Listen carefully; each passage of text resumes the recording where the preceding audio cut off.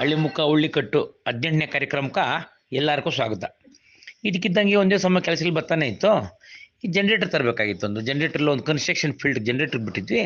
ಹೋಗೋಣ ಅಂತ ಓದ್ತಾ ಇದ್ರೆ ದಾರಿ ಇದೆಲ್ಲ ನಾನು ಓಡಾಡಿರೋ ದಾರಿಲೇ ಹಳೆ ಕಾಲದಾಗ. ಆದರೆ ಊರು ಮಾತ್ರ ಹೊಸದಾಗ ಆಗೋಗ್ಬಿಟ್ಟೈತಿ. ಹೆಂಗಪ್ಪ ಅಂದರೆ ವ್ಯವಸಾಯ ಮಾಡೋ ಭೂಮಿನಾಗೆಲ್ಲನೂ ಸೈಟ್ಗಳು ಮಾಡ್ತಾವ್ರೆ.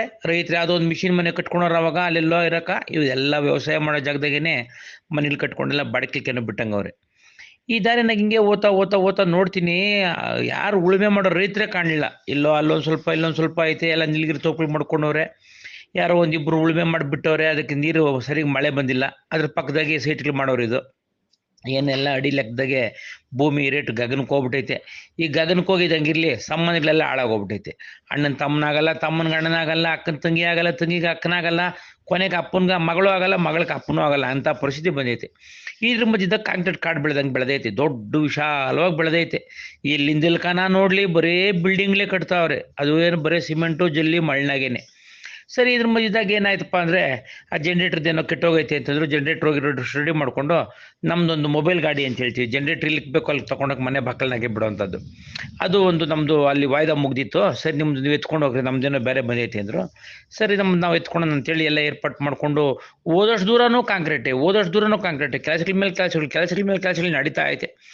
ಸರಿ, ಇದ್ರ ಮಧ್ಯದಾಗೆ ಕೆಳಗಡೆ ಪಾರ್ಕಿಂಗು, ಅಂಡರ್ಗ್ರೌಂಡ್ನಾಗ ಪಾರ್ಕಿಂಗು ಇವೆಲ್ಲ ನೋಡ್ಕೊಂಡು ಅವರು ಹೊಸದಾಗಿ ತೊಗೊಂಬಂದಿರೋ ಜನ್ರೇಟರ್ದು ಗ್ರೀನ್ ಕಲರ್ದು ನಮ್ಮದು ನಿಂತಿರೋ ಮೊಬೈಲ್ ಗಾಡಿ ಅದೆಲ್ಲ ಸ್ಟಾರ್ಟ್ ಮಾಡ್ಕೊಂಡು ಅಲ್ಲಿಂದ ಹೊರಟ್ರೆ ದಾರಿನಾಗ ಟ್ರೈನ್ ಬರ್ತಾ ಇತ್ತು. ಅದೇನೋ ಇದು ಪರೀಕ್ಷೆ ಮಾಡೋ ಟ್ರೈನ್ ಅಂತ, ಹಳ್ಳಿಗಳನ್ನ ಪರೀಕ್ಷೆ ಮಾಡೋ ಟ್ರೈನು.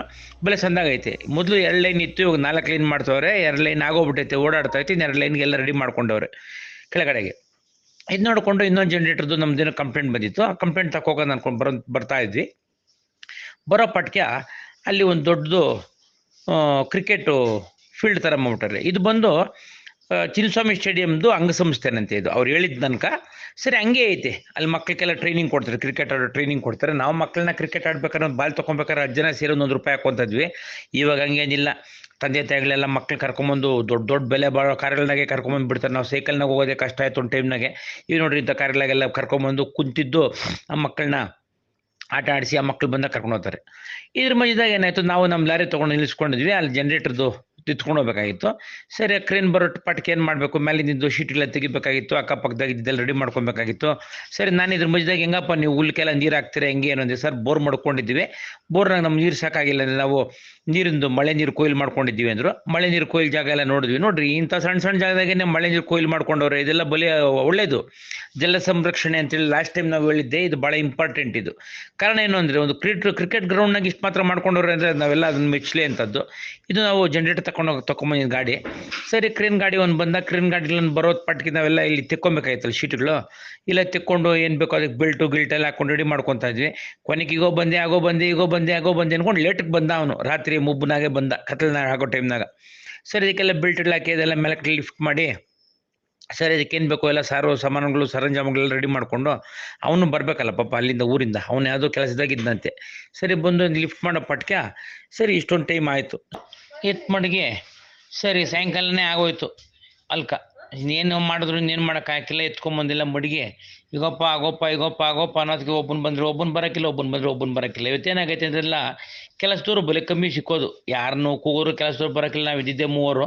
ಹತ್ತು ಕಡೆ ಇಬ್ಬರು ಮೆಜರ್ಮೆಂಟ್ ನೋಡ್ಕೊತಾ ಇದ್ರು, ಇದು ಕಡೆ ನಾನು ಒಬ್ಬನು ವಿಡಿಯೋ ಮಾಡ್ಕೊತಾ ಇದ್ದೆ. ಈ ಗಲಾಟೆನಾಗ ವಿಡಿಯೋ ಮಾಡ್ಕೊತೀರಾ ಅನ್ಕೊಂತೀರ ನೀವು. ಅದೇನು ಮಾಡೋಕ್ಕಾಗ್ತೈತೆ, ಬೇಕಲ್ಲ ನಿಮ್ಗಳಿಗೆಲ್ಲ. ನಾನು ರಾತ್ರಿ ಆದರೆ ಗುಡ್ ನೈಟ್ ಹೇಳೋಕ್ಕೆ ಏನೋ ಒಂದು ಕತೆ ಬೇಕಲ್ಲ. ಆ ಕತೆಗೆಲ್ಲ ಮಾಡ್ಕೊಂಡ್ಮೇಲೆ ಇದು ಮುಳುಗಿದ್ಮೇಲೆ ವೆಲ್ಡಿಂಗ್ ಮಾಡ್ಬೇಕಾದ್ರೆ ಸಮೀಕ್ ನಾನು ರೋಸ್ಟ್ ಹತ್ರ ಹೋಗಿ ಹತ್ತು ಕಡೆ ಮೆಜರ್ಮೆಂಟ್ ಟೇಪ್ಗಳು ತೊಗೊಂಡು ನಮ್ಮ ಮನೆಗೆ ರೋಸ್ಟ್ ಸಪೋರ್ಟ್ ಮಾಡ್ಕೊಂಡಿದ್ದೆ ನನ್ನ ಸ್ನೇಹಿತನಿಗೆ. ಇಲ್ಲಾಂದ್ರೆ ಒಬ್ರು ಮಾಡೋಕ್ಕಾಗಿಲ್ಲಲ್ಲ. ಬಲಿ ಎಚ್ಚರಿಕೆಯಿಂದ ಮಾಡಬೇಕು. ಕೈ ಏನೋ ರೋಸ್ಟು ಸಿಗಾಕೊಂಡ್ರೆ ಕೈ ಪಚಡಿ ಆಗೋತೈತೆ ಜನ್ರೇಟ್ರು ಕೆಳಗೆ ಕಳಿಸೋ ಪಟ್ಕೆ. ಸರಿ, ಎಲ್ಲ ಹೋಗಿ ಏನು ಮಾಡಿಕೊಂಡು ಇದೆಲ್ಲ ಇದೆಲ್ಲ ಅಡ್ಜಸ್ಟ್ ಮಾಡಿಕೊಂಡು, ಸರಿ ಅವ್ನು ಕ್ರೇನು ಸರ್ ಎಲ್ಲ ನಮ್ದು ಆಯಿತು, ಇನ್ನೇನು ಇಳಿಸ್ಬಿಟ್ಟು ನಮ್ಗೆ ಕಳಿಸ್ಕೊಟ್ರಿ ಅಂತ. ಸರಿ, ಅವ್ನು ಬಾಪ ನಿಂದೇನೋ ಚಾರ್ಜ್ ತೊಗೊಂಡು ಹೋಗಂತೇಳಿ ಬಿಂದಿ ಹುಡುಗನು. ಇನ್ನೇನು ಯಾರು ನಮ್ಮ ಕನ್ನಡದವ್ರು ಯಾರು ಕೆಲಸದವ್ರು ಸಿಗ್ತಾ ಇಲ್ಲ. ಕನ್ನಡದವರೆಲ್ಲ ಬಾಂಬೆಗೆ ಹೋದರೆ ಬಾಂಬೆನಾಗಿರೋಲ್ಲ ಇಲ್ಲಿ ಬರ್ತಾರೆ ಅಷ್ಟೇ. ಇಲ್ಲಿನವ್ರು ಅಲ್ಲಿ, ಅಲ್ಲಿನವ್ರು ಇಲ್ಲಿ. ಆ ಕೆಲಸ ಅವ್ರವ್ರಲ್ಲಿ ಮಾಡಿದ್ರೆ ಅವ್ರಿಗೆ ಮುರಿಯೋದೇ ಕಮ್ಮಿ ಅಂತನೇನೋ ಗೊತ್ತಿಲ್ಲ. ಬೇರೆ ರಾಜ್ಯಕ್ಕೆ ಹೋಗಿ ಕೆಲಸಗಳು ಮಾಡ್ಕೊತಾರೆ. ಹಂಗೆ ಅಂದ್ಕೊಂಡಿದ್ದೀನಿ ನಾನು. ಸರಿ, ಇದ್ರ ಬಗ್ಗೆ ಯಾರನ್ನ ಏನೋ ಆಮೇಲೆ ತಪ್ಪು ತಿಳ್ಕೊಬೇಡ್ರಿ. ಸರಿ, ವೆಲ್ಡಿಂಗ್ ಎಲ್ಲ ಮಾಡ್ಕೊಂಡು ದಾರಿ ಎತ್ಕೊಂಬರೋ ದಾರಿನಾಗ ಇನ್ನೇನು ಅಲ್ಲಾಡ್ದತ್ತು ಅಂತೇಳಿ ಇದೆಲ್ಲ ಟಾಕಾಗಳು ಹಾಕ್ಕೊಂಡು ವೆಲ್ಡಿಂಗ್ ಮಾಡ್ಕೊಂಡು ನಮ್ಮ ಮಣ್ಣಿನೇ ರೋಸ್ಟ್ ವೆಲ್ಡಿಂಗ್ಲು ಮಾಡ್ದೆ. DP ಜನ್ರೇಟರ್ ಮಾಲೀಕನೇ. ಆದರೂ ಇದೆಲ್ಲ ಕಲ್ತವ್ನು, ಸಣ್ಣ ಪುಟ್ಟ ಕೆಲಸ ಎಲ್ಲ ಚಂದ ಕಲ್ತ್ಕೊಂಡವನೆ. ಅವ್ಳಿಗೆ ಏನು ಬೇಕೋ ಅದು.